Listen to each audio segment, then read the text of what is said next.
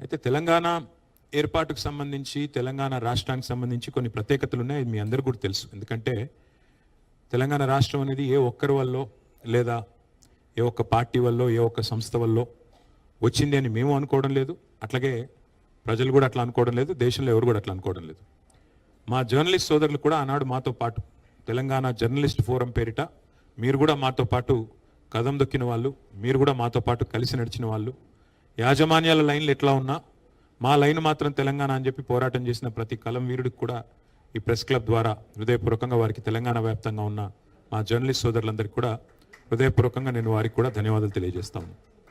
సరే, రాష్ట్రం ఏర్పడి ఒక పుష్కరం అయింది. మరి మా పార్టీ 25 ఏళ్ల ప్రస్థానాన్ని కూడా పూర్తి చేసుకున్నది. స్వరాష్ట్ర ఆవిర్భావ సంబురాలను జరుపుకుంటున్న ఈ సందర్భంలో మరి ఈ ప్రాంత స్వాతంత్రం కోసం, ఈ ప్రాంతం ఒక రాష్ట్రంగా ఏర్పడడం కోసం జరిగిన పోరాటాలను, త్యాగాలను కూడా మనం స్మరించుకోవాల్సిన బాధ్యత మన మీద ఉంటుంది. ఎందుకంటే ఇదేదో ఆషామాషిగా వచ్చిన రాష్ట్రం కాదు. ఎన్నో పోరాటాలతో, ఎన్నో త్యాగాలతో, ఎన్నో రకాల బలిదానాలతో ఏర్పడ్డ రాష్ట్రం తప్ప ఆషామాషిగా వచ్చిన రాష్ట్రం, ఏదో రొటీన్గా వచ్చిన రాష్ట్రం అంతకంటే కాదు.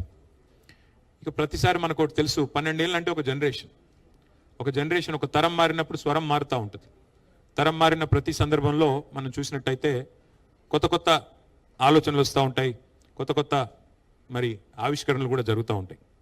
కానీ ఉడుకునెత్తురితో ఉరకలెత్తే యువతరం ఎవరైతే ఉన్నారో వారు ఒకటి గుర్తుపెట్టుకోవాలి. మనకి మన తాతల కథ, తండ్రుల కథ, మన జాతి కథ తెలియకపోతే భవిష్యత్తు కూడా మనకి అర్థమయ్యే ఆస్కారం లేదు. ఎందుకంటే వాళ్ళ భారతదేశానికి స్వాతంత్రం వచ్చి 79 ఏళ్ళు దాదాపుగా. మరి భారతదేశ స్వాతంత్రం వచ్చి 79 ఏళ్ళు అయింది కదా.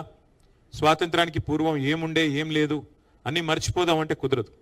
ఆ స్వాతంత్రం కోసం జరిగిన పోరాటాలు, త్యాగాలు అవన్నీ కూడా మననం చేసుకుంటేనే భవిష్యత్ తరాలకు కూడా మరి స్ఫూర్తివంతంగా ఉంటుంది. అదే రకంగా తెలంగాణ విషయంలో కూడా ఈ తాతల కథ, తండ్రుల కథ తెలుసుకోకపోతే నీ కథ ఏందో కూడా మరి తెలుసుకునే అవకాశం లేదు. నువ్వు పుట్టిన గడ్డ కథ, నిన్ను కన్న మట్టి కథ చదువుకోకపోతే, తెలుసుకోకపోతే కొంత నష్టం కూడా జరుగుతుంది. ఇవాళ మనం ఇతిహాసాల గురించి మాట్లాడుకుంటూ ఉంటాం.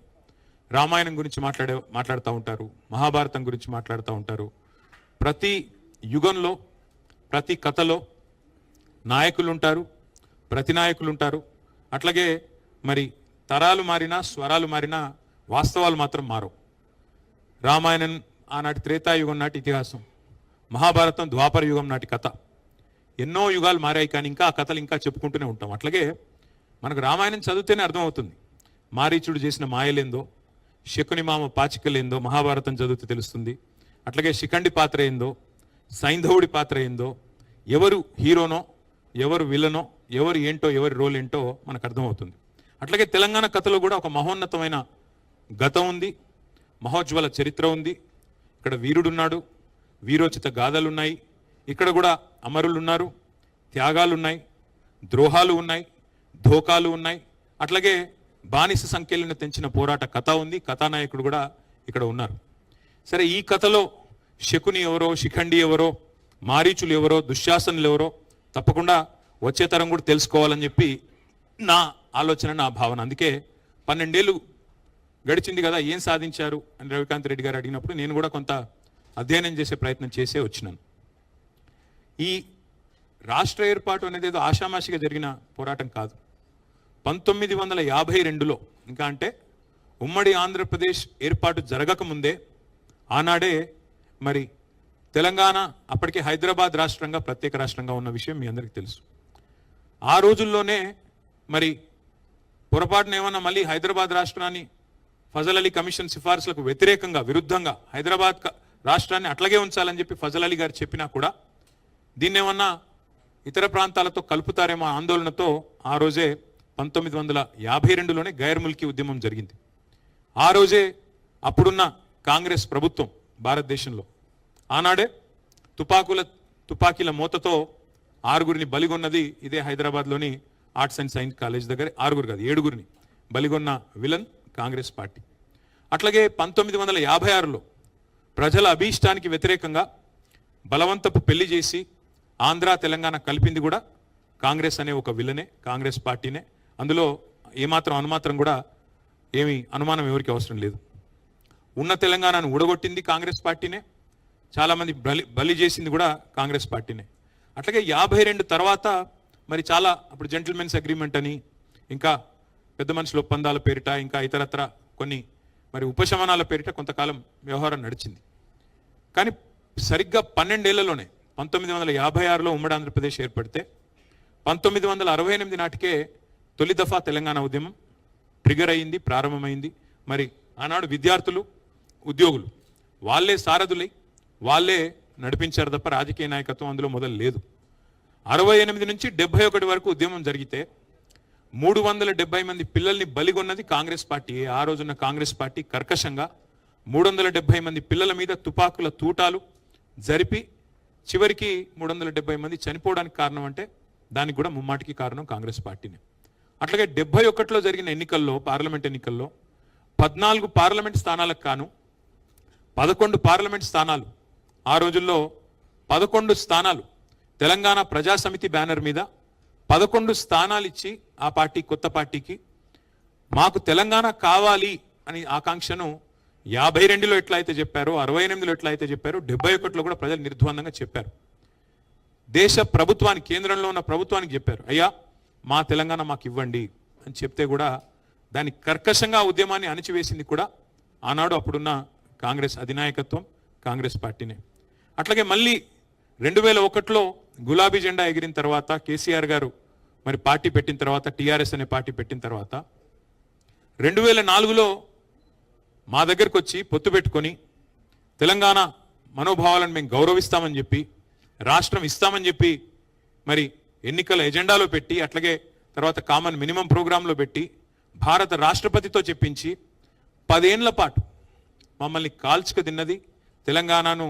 అల్టిమేట్గా 100,000 మంది పిల్లలు ప్రాణాలు కోల్పోవడానికి కారణం ఎవరైనా ఉన్నారంటే ఖచ్చితంగా తెలంగాణ కథలో నంబర్ 1 విలన్ కాంగ్రెస్ పార్టీ. అందులో ఎవరికి ఎలాంటి అనుమానం కూడా అవసరమే లేదు.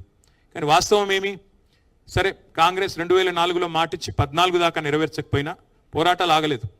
పెద్దలు కేసీఆర్ గారి నాయకత్వంలో 10 ఏళ్ల పాటు మరి 4 నుంచి 14 దాకా కొట్లాడినాం. అంతకంటే ముందు 4 ఏళ్ల పాటు కూడా పోరాటం చేసినాం. కాబట్టే ఫైనల్గా జూన్ 2, 2014 నాడు తెలంగాణ రాష్ట్రం ఏర్పాటు జరిగింది. సరే, జూన్ 2 ఎట్లా వచ్చింది అంటే దాని వెనకాల నవంబర్ 29 ఉన్నది. నవంబర్ 29 రోజు కేసీఆర్ గారు కేసీఆర్ సచ్చుడో తెలంగాణ వచ్చుడో అని మొండిగా కూర్చోపోతే, కేసీఆర్ శవయాత్రనో తెలంగాణ జైత్రయాత్రనో అని కూర్చోపోతే ఇవాళ తెలంగాణ రాష్ట్రము లేదు. ఇక్కడ మనకు కూర్చుని మాట్లాడుకోవడానికి పుష్కర కాలం తర్వాత సందర్భం కూడా వచ్చే ప్రసక్తే లేదు. ఒక మొండితనం, ఒక సంకల్పం, ఉక్కు సంకల్పం ఉన్న నాయకుడు కేసీఆర్ గారు. ఇక్కడ అందరూ మీరు జర్నలిస్టులు, విఘ్నులు, పెద్దలు, రాజకీయాలను ఎప్పటి నుంచో చూస్తున్న వాళ్ళు, అవపోసన పట్టిన వాళ్ళు కూడా ఉన్నారు. నేను మిమ్మల్ని సూటిగా ఒకటే అడుగుతా ఉన్నా, భారతదేశ సమకాలీన రాజకీయాల్లో మీరు ఒక్క రాజకీయ నాయకుని చూపెట్టండి నాకు. 2001లో పార్టీ పెట్టినప్పుడు సమాజంలో, ప్రజల్లో ఉన్న ఒక అపనమ్మకాన్ని, అవిశ్వాసాన్ని, విశ్వాస లేమిని తొలగించడానికి నేను గనక ఎత్తిన జెండా దించితే నన్ను రాళ్లతో కొట్టి చంపే అధికారం మీకు ఇస్తున్నా అన్న ఒక్క రాజకీయ నాయకుని భారతదేశంలో మీరు నాకు దయచేసి చూపెట్టండి. అలాంటి సాహసం సామాన్యమైన సాహసం కాదు. ఆ మాట అనడానికి కూడా గుండె ధైర్యం కావాలి. అట్లాగే నేను హైదరాబాద్ నుండి బయలుదేరిపోతున్నా, ఆంధ్రప్రదేశ్ నుంచి బయలుదేరిపోతున్నా, మళ్ళీ తిరిగి తెలంగాణలోనే కాలు పెడతా అని చెప్పాలంటే కూడా గుండె ధైర్యం కావాలి, కలేజా కావాలి. అట్లాగే కేసీఆర్ సచ్చుడో తెలంగాణ వచ్చుడో, కేసీఆర్ శవయాత్రన తెలంగాణ జైత్రయాత్రన అని చెప్పాలంటే గుండె ధైర్యం కావాలి. అందుకే కేసీఆర్ గారు ఆ రోజు, ఇవాళ రియర్ వ్యూ మిర్రర్లో అన్ని క్లియర్గానే కనబడతాయి. ఇవాళ రాష్ట్రం ఏర్పడ్డ తర్వాత 12 ఏళ్ల తర్వాత ఎవరు పడితే వాళ్ళు ఏది పడితే అది మాట్లాడచ్చు. కానీ ఆ రోజు, ఆ నిమిషానికి, ఆ క్షణంలో ఉండే ఉద్విగ్నభరితమైన పరిస్థితుల్లో మరి కేసీఆర్ గారి సాహసం, ఆయనకి మొత్తం తెలంగాణ సమాజం అండగా నిలబడ్డ పద్ధతి, కేసీఆర్ గారితో పాటు మరి ఆనాడు తెలంగాణ సమాజం మొత్తం కులాలకు, మతాలకు అతీతంగా నిలబడ్డ పద్ధతి ఏదైతే ఉందో, అల్టిమేట్గా మనం చూసినట్టయితే దానివల్లనే ఇవాళ తెలంగాణ రాష్ట్రం సాకారం అయ్యింది అనేది నిర్వివాదం. సరే, కాంగ్రెస్ పార్టీ మేము ఇచ్చాము అని చెప్పుకోవచ్చు. ఇవ్వక తప్పని అనివార్యత సృష్టించింది తెలంగాణ ప్రజాశక్తి.